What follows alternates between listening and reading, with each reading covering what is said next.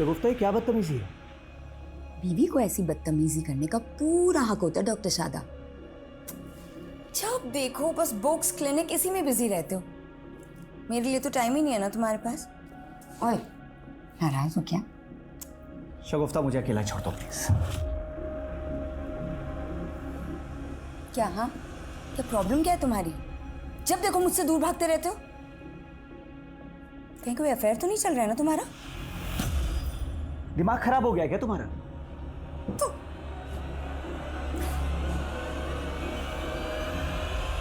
पूरे मार्केट में हवा फैला दो कि सुदर्शन डिस्प्यूट प्रॉपर्टी के सौदे करता है। मुझे सुदर्शन को बर्बाद करना है, सुना तुमने? पापा, मुझे प्रतीक से शादी करनी है। मैं उसके बिना नहीं रह सकती। ये क्या कह रही हो तुम बेटा? तुम अब भी उस लड़के के साथ?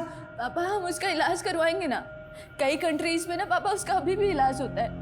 और मेरा प्यार तो बेइलाज है ना पापा।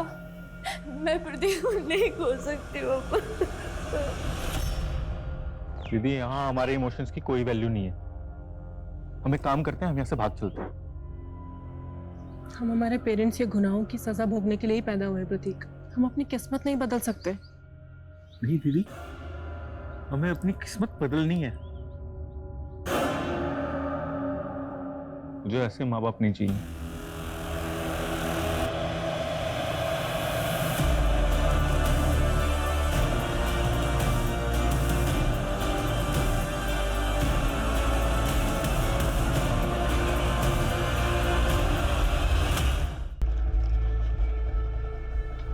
सर, पिछले 4 दिन से मेरी बेटी का कुछ पता नहीं चल रहा है। ये उसकी फोटो, ये है मेरी बेटी दिव्या। आपकी बेटी 4 दिन से गायब है और आप अब आ रही हैं। सर, दरअसल मैं हापुड़ में रहती हूँ और मेरी बेटी यहाँ फरीदाबाद में मेरे हस्बैंड और उसके परिवार के साथ रहती है। आपके हस्बैंड और उसके परिवार के साथ मतलब? दरअसल कुछ साल पहले मैं अपने पति से अलग हो गई थी, फिर उन्होंने दूसरी शादी कर ली। उनका एक बेटा भी है और मेरी बेटी उन्हीं के साथ रहती है। आपने अपने पति से मालूम करने की कोशिश की? मैंने कोशिश की थी, लेकिन उनका फ़ोन बंद आ रहा है। मैं उनके घर भी गई थी, लेकिन वहाँ पे ताला लगा हुआ है।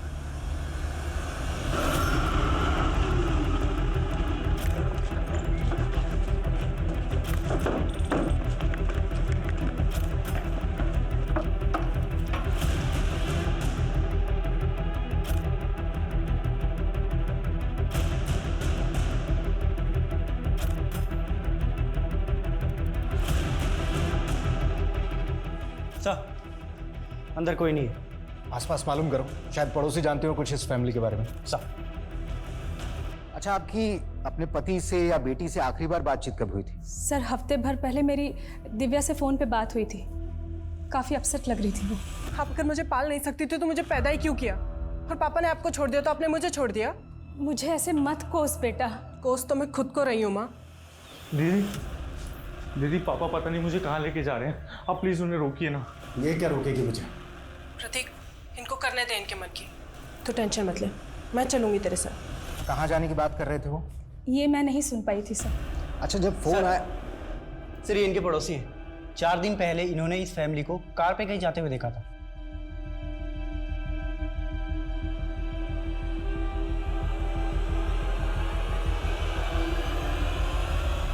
अच्छा, इस फैमिली के पास जो कार्स थी, आप उसके नंबर जानती हैं? नहीं सर, नंबर तो नहीं मालूम, लेकिन हाँ, मेरे पति के पास 2 कार है, एक उनकी और एक उनके बेटे की। आतुर, सुदर्शन और उसके बेटे की कार का नंबर मालूम करो और साथ ही फैमिली के सारे मेंबर्स के सीडीआर निकालो, मालूम करो। ए, क्या कर रहे हैं? चलो, मर जाएगी ये। सर, ये सब कैसे हो गया? कैसे? सुदर्शन, दीपिका, दिव्या, प्रतीक, सबके फोन मुंगेर रोड पर बंद हुए। उस तरफ कहाँ जा रहे थे लोग? सर, मुझे कुछ नहीं पता। लेकिन एक बात बताइए कि आपकी बेटी दिव्या और प्रतीक का सुदर्शन और दीपिका के साथ में रिश्ता कैसा था? सर, सब कुछ ठीक ही था। मुझे सिर्फ इतना मालूम है कि प्रतीक की शादी करने वाले थे सुदर्शन, लेकिन प्रतीक उस रिश्ते से खुश नहीं था। किससे होने वाला था रिश्ता? सुदर्शन के एक पुराने दोस्त हैं जगजीत, उन्हीं की बेटी से प्रतीक के रिश्ते की बात चल रही थी।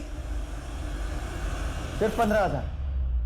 तुम्हारा इंटरेस्ट तो 20,000 रुपए महीना है ना, और इस बार तुम मुझे 2 बार का इंटरेस्ट चुकाने वाले थे। डॉक्टर साहब इस बार हाथ थोड़ा तंग है तो मुझे कोई फालतू बहाना नहीं सुनना है, और अगर इंटरेस्ट नहीं चुका सकते तो जो 10 लाख रुपए मुझसे उधार लिया है ना, पूरा लौटा दो। अरे डॉक्टर साहब 10 लाख रुपए तो मैं 1 साल के पहले नहीं चुका सकता, पर नेक्स्ट मंथ से आपको ब्याज टाइम पर मिल जाएगा, प्लीज़। अगर नहीं मिला ना तो मुझे उंगली टेढ़ी करनी आती है। डॉक्टर साहब मेरी बेटी की अचानक तबीयत बिगड़ गई है, मेहरबानी करके आप घर चलिए। अरे गोविंद, तुम्हारी बेटी की तबीयत खराब है तो उसे अस्पताल लेके जाओ, मैं घर पे विजिट नहीं करता हूँ। डॉक्टर साहब अस्पताल के माहौल से मेरी बेटी को डर लगता है। ठीक है।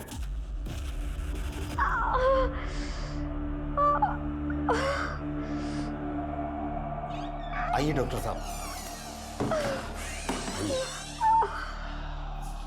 क्या हुआ इन्हें? वो पेट में दर्द है। ठीक है, मैं देख लेता हूँ।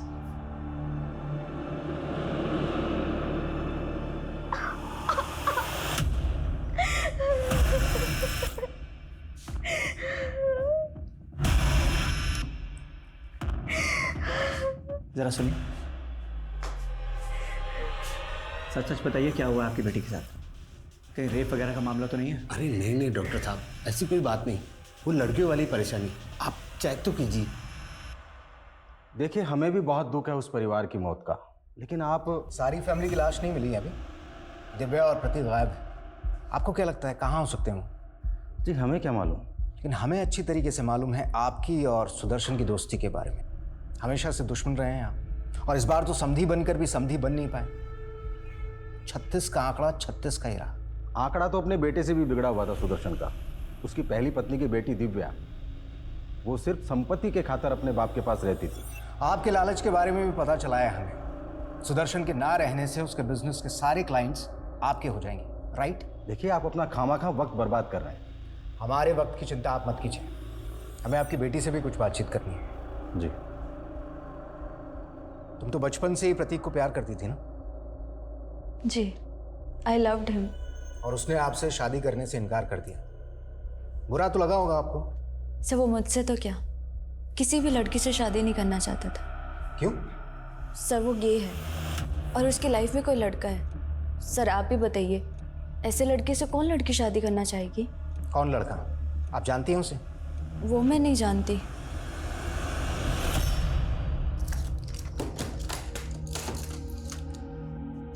ये दवाई दे देना, दिन में 2 बार खाने के बाद, 1 हफ्ता आराम करने दो। डॉक्टर साहब आपकी बड़ी मेहरबानी जो आपने मेरी बेटी को देखा। आपकी फीस? अरे फीस की कोई ज़रूरत नहीं। अरे नहीं डॉक्टर साहब, आपको खाली हाथ कैसे जाने दे सकता हूँ। पैसे तो है नहीं मेरे पास, लेकिन आप ये रख लीजिए। नहीं, ये मैं नहीं ले सकता।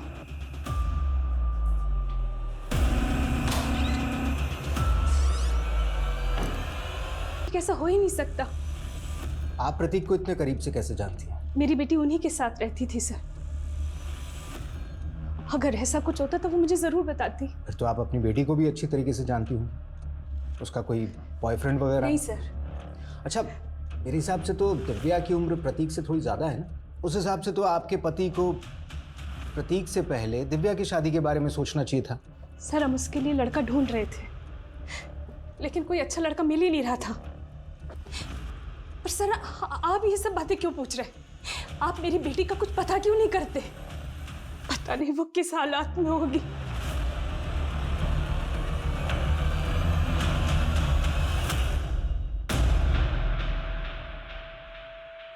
शगुफ्ता, मैं जानता हूँ तुम्हें मुझसे बहुत सी शिकायतें रही हैं, लेकिन शायद ये तकदीर का खेल है कि हम लोग चाह के भी एक दूसरे के करीब नहीं आ पाते। ये अचानक क्या हो गया आपको? इतनी अजीब सी बातें कर रहे हैं। शगुफ्ता, वह पूरा परिवार एक साथ कहीं बाहर निकला था। सर वो लोग कहाँ जा रहे थे इस बात का तो कोई आइडिया नहीं है, और ये प्रतीक और दिव्या, ये दोनों कहाँ गायब हो गए ये भी नहीं पता चल रहा है। अच्छा, लव अफेयर के एंगल में कुछ मिला?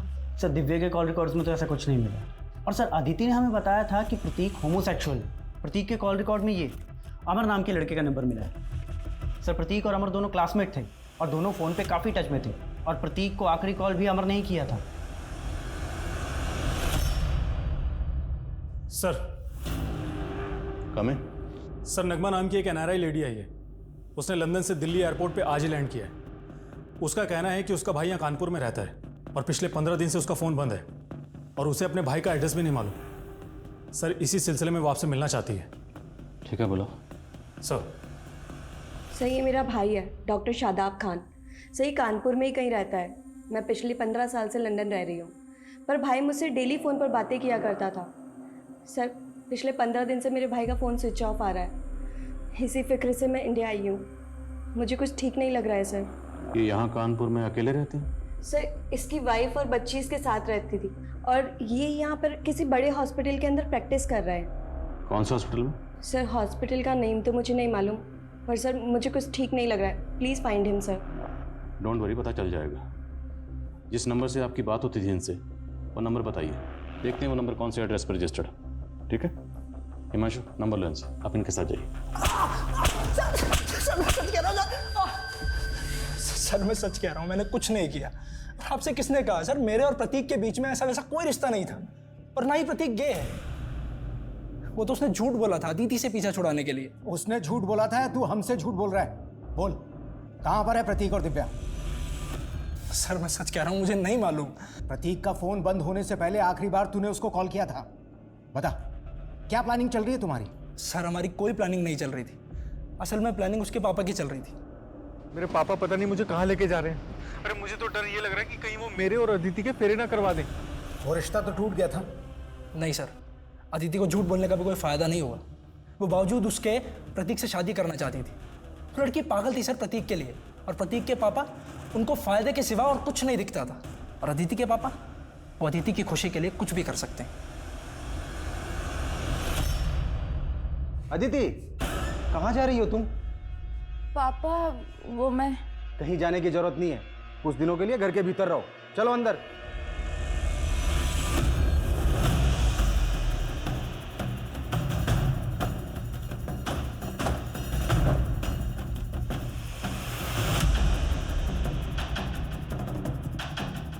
देखिए, मोबाइल कंपनी में उन्होंने जो अपना एड्रेस दिया है, उसके हिसाब से तो यही घर है। पर सर, यहाँ तो लॉक लगा हुआ है। देखिए, हो सकता है कुछ दिनों के लिए कानपुर से बाहर गए हों, क्योंकि गाड़ियाँ यहीं हैं उनकी। सर, भाई का फ़ोन पिछले 15 दिनों से स्विच ऑफ आ रहा है, और ऐसा कभी नहीं हुआ। भाई ने इतने लंबे समय के लिए कभी फ़ोन बंद नहीं रखा अपना। सर, मुझे डर लग रहा है। प्लीज़ कुछ पता कीजिए ना सर। हिमांशु, जरा विंडो से देखो, चेक करो। सर।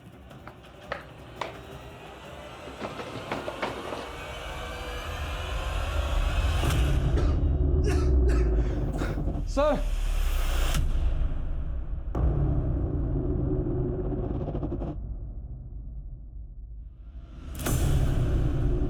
बाहर ही रह रही हूँ। मुझे यहाँ के बारे में कुछ नहीं पता। कोई बात नहीं, हम पता लगा लेंगे, आप बेफिक्र रहिए। हिमांशु, डॉक्टर शादाब यहाँ प्रैक्टिस करते थे, उस हॉस्पिटल में सबसे पूछताछ करो। सर।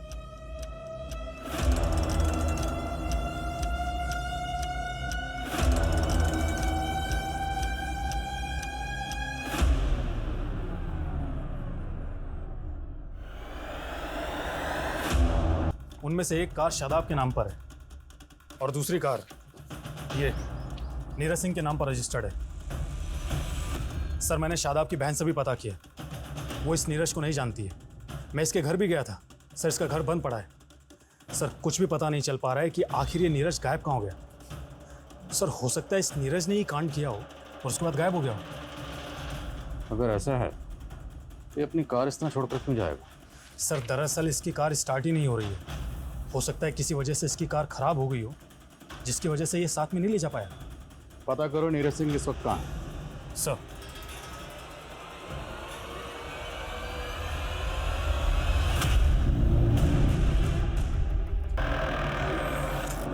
सर, ये नीरज सिंह ड्रग्स की ट्रेडिंग करता है। बलिया की ड्रग्स फैक्ट्री में इसका आना जाना है, लेकिन फिलहाल वहां से भी पता नहीं लग रहा आखिर वो कहाँ गायब हो गया। आखिर इन सारे कत्ल के पीछे कातिल का मकसद क्या था?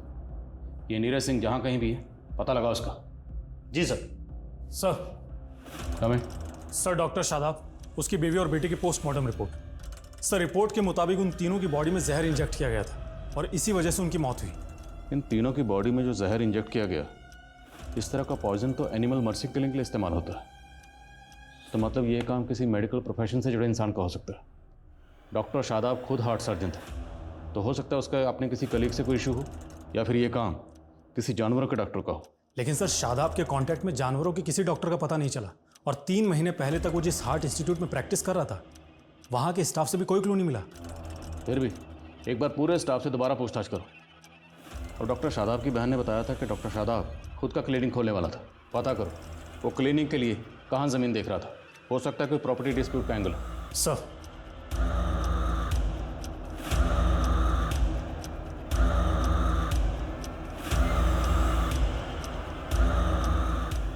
हेलो दिव्या, कहाँ है तू?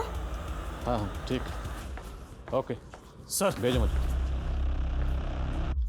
सर शादाब ने कोई ज़मीन खरीदी थी, उसकी तो कोई डिटेल नहीं मिली है, लेकिन उसके घर से एक MOU मिला है। सर 2 महीने पहले शादाब ने उन्नाव में अपनी एक पुश्तैनी ज़मीन बेची थी। डील करीब 6 करोड़ में हुई थी। 6 करोड़? हाँ सर। आपने बताया कि आपका भाई शादाब खुद का क्लिनिक खोलने के लिए कोई ज़मीन खरीदने वाला था, पर हमें पता चला कि आपके भाई ने 2 महीने पहले आपकी पुश्तैनी ज़मीन बेची 6 करोड़ में। अब पुश्तैनी ज़मीन थी तो जाहिर सी बात है उस ज़मीन पर मालिकाना हक तो आपका भी था, तो आपको उस डील के बारे में कुछ ना कुछ तो पता होगा, और उस 6 करोड़ में से कुछ ना कुछ आपको भी मिला होगा। नो सर, इनफैक्ट हम लोग काफ़ी टाइम से ट्राई कर रहे थे वो प्रॉपर्टी सेल करने की, पर भाई ने कहा कि वो प्रॉपर्टी सेल हो ही नहीं रही है। नगमा, इन दिनों प्रॉपर्टी रेट्स तो बहुत डाउन चल रहे हैं। 4 CR से ऊपर कोई प्राइस बोल ही नहीं रहा। आप लक्ष्मण चौधरी को जानती हैं? कौन लक्ष्मण चौधरी? लक्ष्मण चौधरी ने ही आपके भाई से 6 करोड़ में आपकी पुश्तैनी ज़मीन खरीदी। No sir, sir I think ज़रूर मेरे भाई के साथ कोई फ्रॉड हुआ है। सर मेरा यकीन कीजिए, मुझे दिव्या के नंबर से कॉल ज़रूर आया था, लेकिन वो कॉल दिव्या ने नहीं किया था। अच्छा, अब आप बोलेंगी किसी ने आपकी बेटी के नाम पर फिरौती मांगी आपसे? नहीं सर, दूसरी तरफ से कोई आवाज़ ही नहीं आ रही थी। हेलो बेटा, कहाँ है तू? हेलो। दिव्या का फोन करनाल में ऑन हुआ था। अब सच सच बताइए, कहाँ छुपा रखा है अपनी बेटी को करनाल में? यहाँ मैं अपनी बेटी के लिए परेशान हो रहा हूँ। बस, बहुत ड्रामा हो गया आपका। आपकी और आपकी बेटी की नजर थी सुदर्शन के घर जायदाद पर। सुदर्शन, उसकी बीवी, उसका बेटा सब मारे गए, फिर आपकी बेटी कहाँ गायब हो गई? मेरी बेटी किसी मुसीबत में है सर। मुसीबत में अब आप फंसोगी। ऐसी चार्जशीट लगाऊंगा ना, कभी बाहर नहीं निकल पाओगे। बताओ कहाँ पर है दिव्या? आप मुझ पर जुल्म कर रहे हैं सर। ऐसे सच नहीं उगलोगी तुम। पूजा,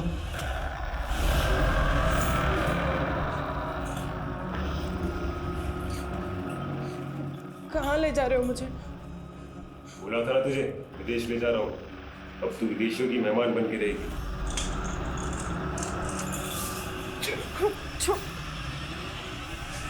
ये देखिए साहब, पेमेंट करते वक्त पूरा वीडियो रिकॉर्ड किया है मैंने। कोई धोखाधड़ी नहीं की है मैंने डॉक्टर साहब के साथ में। पूरे 6 करोड़ लेकर गया है वो यहाँ से। सर शादाब के घर में तो हमें 6 करोड़ रुपए मिले ही नहीं, तो इसका मतलब शादाब और उसकी फैमिली का मर्डर ही नहीं, बल्कि 6 करोड़ की लूट भी हुई है। अरे तुम इसकी रिकॉर्डिंग पे मत जाओ। ये लक्ष्मण चौधरी जैसे लोग बड़े टेढ़े होते हैं। एक हाथ से पैसे देते हैं, दूसरे हाथ से वसूली कर लेते हैं। पता करो जिस दिन कत्ल हुआ उस दिन ये लक्ष्मण कहाँ था, और हाँ ये भी पता करो इसका नीरज से कोई ताल्लुक है या नहीं।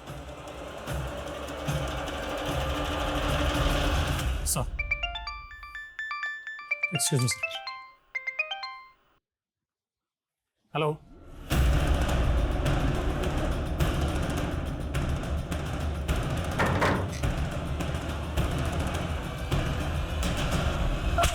मैंने कुछ नहीं किया, मैंने कुछ नहीं किया सर। मैंने कुछ नहीं किया सर। मैं लक्ष्मण चौधरी को नहीं जानता, और ना ही डॉक्टर शादाब और उनकी फैमिली के साथ में मैंने कुछ किया है सर। तूने कुछ नहीं किया तो तू अपनी गाड़ी डॉक्टर शादाब के घर पर छोड़कर भागा क्यों था? नहीं सर, मैं डॉक्टर शादाब के घर के बाहर अपनी गाड़ी छोड़ करके नहीं भागा था, बल्कि डॉक्टर शादाब खुद मेरी गाड़ी उठा ले गए थे सर। क्यों? सर मैंने डॉक्टर शादाब से 10 लाख रुपए उधार लिए थे, और मैं उनको ब्याज भी टाइम पर नहीं दे पा रहा था। डॉक्टर साहब प्लीज, आप मेरी कार ऐसे नहीं ले जा सकते। 1 मिनट, पूरे 10 लाख रुपए बकाया तुम पे मेरे, इंटरेस्ट अलग से। अभी तो सिर्फ गाड़ी लेके जा रहा हूँ, अगर मेरे पैसे नहीं चुकाए ना तुम्हें भी बेच सकता हूँ मैं। डॉक्टर साहब, फिर सर मैंने उनके मर्डर के बारे में सुना सर। मैं घबरा गया इसीलिए फरार हो गया। पर सर मैंने कुछ नहीं किया। रुक रुक रुक। डॉक्टर शादाब ने 10 लाख रुपए तुझे उधार दिए थे या ब्याज पे दिए थे? सर ब्याज पर दिए थे सर। डॉक्टर शादाब और ब्याज। अच्छा, अगर तुझे ब्याज पर पैसे दिए थे तो डॉक्टर शादाब बाकी लोगों को भी ब्याज पर पैसे देता होगा? हाँ सर देता होगा। तुम ऐसे किसी और शख्स को जानते हो जिसे डॉक्टर शादाब ने ब्याज पर पैसे उधार दिए थे? नहीं सर ऐसे तो किसी शख्स को नहीं जानता, पर डॉक्टर शादाब पर ऊपर वाले की बड़ी मेहर थी। पता नहीं वो किसकी इबादत करते थे, क्या इबादत करते थे, पर उनकी तिजोरी हमेशा नोटों से भरी रहती थी सर। इबादत? जी सर। कैसी इबादत? सर ये तो मुझे नहीं पता, पर एक बार मैं डॉक्टर शादाब के घर ब्याज के पैसे देने गया था, तब उनकी फैमिली अजीब सी हरकतें कर रही थी, तभी मैंने देखा था। करते हैं तो हम हर एंगल टटोलते हैं।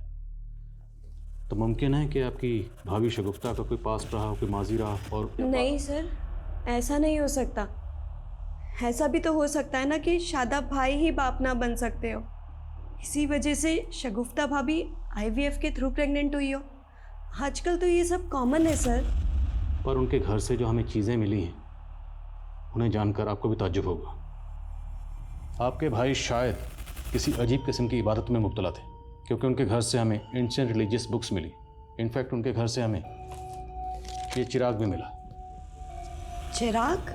अक्कड़ बक्कड़ तौबा रहम, रुस्तम रुस्तम बिलबिल का। अब ये सब चीज़ें देख के तो नहीं लगता कि आपका भाई या आपकी भाभी इतने मॉडर्न ख्याल के थे। उनसे कहो इतना वक्त नहीं है, रिपोर्ट जल्दी चाहिए।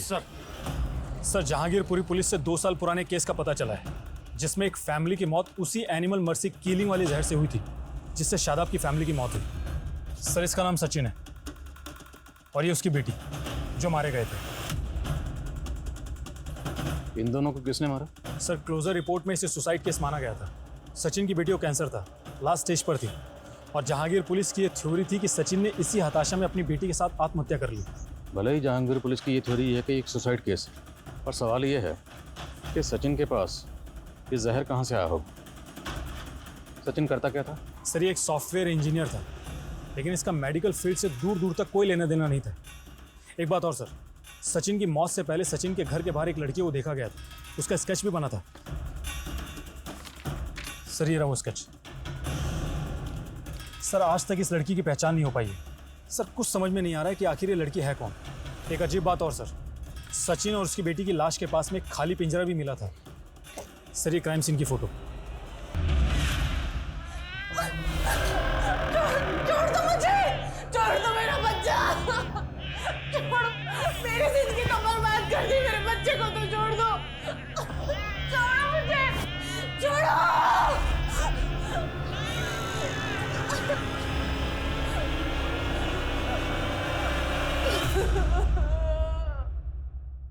इस लड़की को जानते हो? हाँ सर, ये लड़की पहले इसी मोहल्ले में रहा करती थी अपने पिता के साथ, और सर डॉक्टर शादाब के घर इसके पिता का आना जाना भी था। अच्छा कहाँ रहते थे ये दोनों?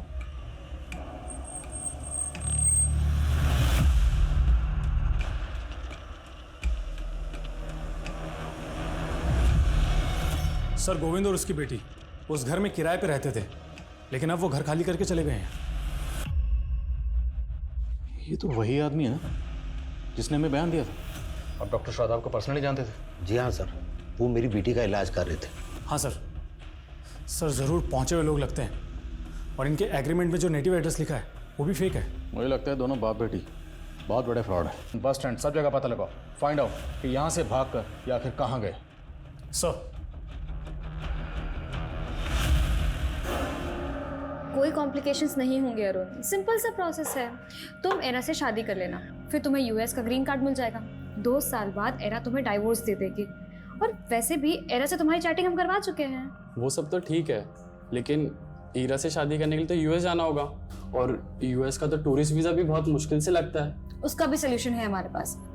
एरा इंडिया आके शादी करेगी, लेकिन उसके लिए वो एक्स्ट्रा चार्ज करेगी। 25 लाख दे तो रहा हूँ, और कितना लगेगा? 30 लाख, वो भी एडवांस में, तभी एरा इंडिया लैंड करेगी। सर कम इन। सर गोविंद की बेटी का एयरपोर्ट से क्लू मिला। ये गोविंद की बेटी 4 दिन पहले एयरपोर्ट पे देखी गई थी, वो भी एकदम बदले रूप में। ये देखिए। एयरपोर्ट पे ये अकेली थी? जी सर। और हाँ सर, मैंने पता किया, इसने दिल्ली की फ्लाइट ली थी। बेटी अगर फ्लाइट पकड़ के दिल्ली गई है तो बाप कहाँ गायब हुआ? इसकी टिकट बुकिंग की डिटेल निकलो। Yes sir. सर हमें सर रिसेंट में हुए कुछ अतरंगी केसेस की डिटेल्स निकाली मैंने, जो कुछ अजीब तरह के फ्रॉड से जुड़े हैं। सर एक केस में एक जोहरी को रेत बेचा गया और कहा गया कि इसमें लोहा डालोगे तो 40 दिन में सोना हो जाएगा। एक केस में रोबोट, तो एक केस में बिल्ली की जेर। ये गोविंद और उसकी बेटी का क्रिमिनल रिकॉर्ड? हाँ सर। सर गोविंद का एक रिकॉर्ड मिला है। सर फरीदाबाद पुलिस की फाइल में इसका नाम राधे श्याम है। और सर ये राधे श्याम को फरीदाबाद पुलिस 4 साल से ढूंढ रही है। और फरीदाबाद में ये एक फैमिली में ड्राइवर था, तब ये वहाँ नया नया काम पर लगा था, इसलिए फरीदाबाद पुलिस को इसके बारे में कुछ भी पता नहीं चला। फरीदाबाद चलने की तैयारी करो। सर।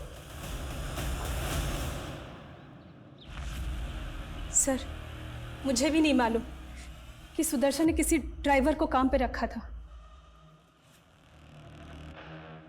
इन फोटोग्राफ्स को देखिए।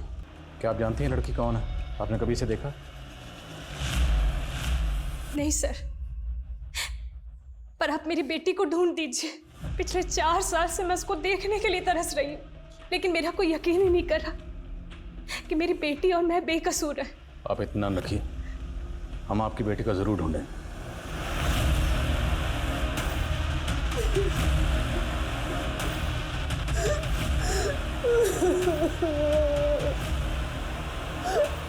₹7 लाख में कबूतर बेच दिए और बोला कि ये अनोखे कबूतर है।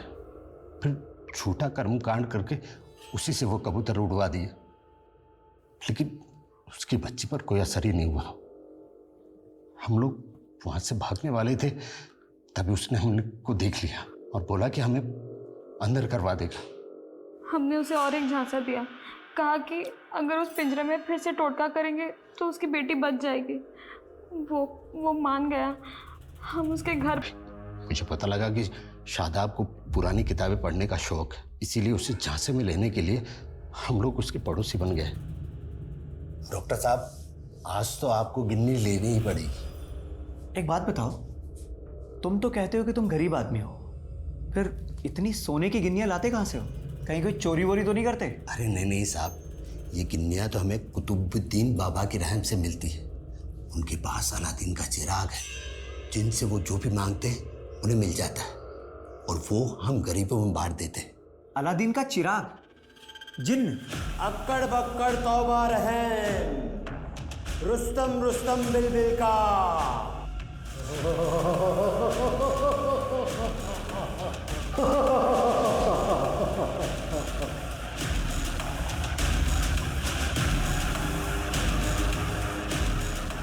हमने सिर्फ ड्रामा रचा था, लेकिन शादाब ने सच मान लिया और वो बोला कि चिराग उसे चाहिए। फिर हम लोगों ने उसे 6 करोड़ में वो चिराग दे दिया, लेकिन सर उसका चिराग से जल्दी मोह भंग हो गया। तुमने मुझे चीट किया है। कोई जिन विन नहीं निकलता तुम्हारे चिराग में से। अरे डॉक्टर साहब, अभी 11 दिन ही तो है, 40 दिन की इबादत तो पूरी कीजिए। सब उसे किसी तरह शांत किया और हम लोगों ने सोचा कि भाग चलते। वो सर एक बार जानवरों के डॉक्टर को ठगा था, वहीं से इंतजाम हो गया था। तो 4 साल पहले सुदर्शन और उसकी फैमिली को भी इसी तरह से तुम लोगों ने? नहीं साहब, उस वक्त तो हम लोग कच्चे थे, लेकिन जालसाजी तब भी करते थे। सब मुझे पता लगा कि सुदर्शन का बेटा गे था। मुझे प्रतीक से शादी करनी है, मैं उसके बिना नहीं रह सकती। पापा हम उसका इलाज करवाएंगे ना, कई कंट्रीज में ना पापा उसका अभी भी इलाज होता है। मैंने इसी चीज का फायदा उठाकर उसे बाबा जी के बारे में बताया।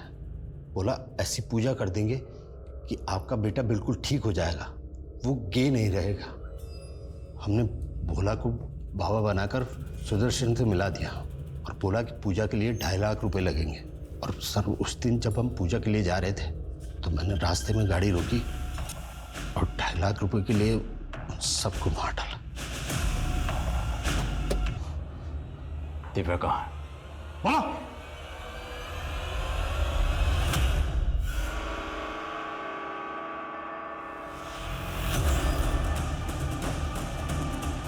लेके जाओ। आप ठीक हैं? सर मेरा बच्चा। वो आप आइए हमारे साथ, आइए। पर वो रेनो आइए, चलिए चलिए चलिए।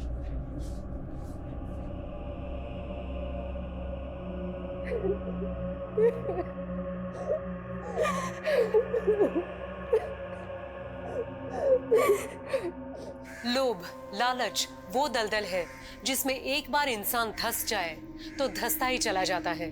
सोच के हैरानी होती है कि पढ़े लिखे वेल क्वालिफाइड लोग भी किस कदर तिलस्मी ताकत और बिना सर पैर के कर्म कांड पर आंख मूंदकर विश्वास करते हैं। लालच वो नशा है जो इंसान की सूझबूझ, उसकी समझ को निष्क्रिय कर देता है। लालच के अफीम के आगे सारे तर्क, सारे लॉजिक बेअसर हो जाते हैं और जब तक इंसान को हकीकत का एहसास होता है तब तक बहुत देर हो जाती है। जरूरी है कि हम अपनी जिंदगी के फैसले तर्क, वैज्ञानिक तथ्यों और कॉमन सेंस के आधार पर लें और लालच के इन मतलबी सौदागरों से बचें। अब मैं सोनाली कुलकर्णी आपसे विदा लेती हूँ। फिर होगी आपसे मुलाकात एक ऐसे ही चौंका देने वाले केस के साथ क्राइम पेट्रोल सतर्क में। तब तक अपना और अपनों का ख्याल रखिए। आप जानते हैं हम सब एक मुश्किल दौर से गुजर रहे हैं। कृपया मास्क पहने, समय समय पर हाथ धोते रहें और ऊंची दूरी बनाए रखिए। देखते रहिए क्राइम पेट्रोल सतर्क। जय हिंद।